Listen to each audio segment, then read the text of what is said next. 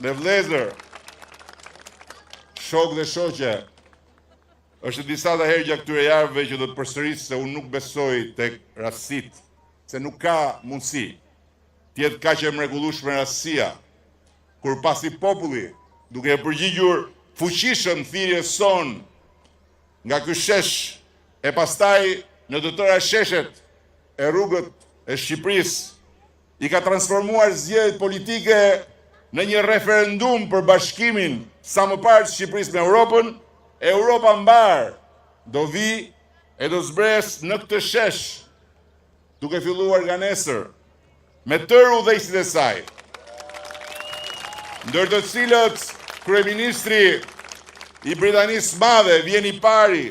për ta nisur qëndrimin e tij në Tiranë me një vizitë bilaterale e para në histori e një shefi të qeverisë britanike, ndërsa presidenti i Francës largohet i fundit pasi do të qëndrojë pas summitit për vizitën e tij të dytë bilaterale në Tiranë.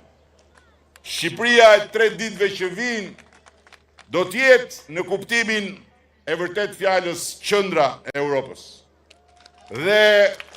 pastaj do ta nis javën e re me një imazh edhe më të mirë, edhe më të fortë, edhe më krenar si Europa e Ballkanit, që do të jetë leitmotivi,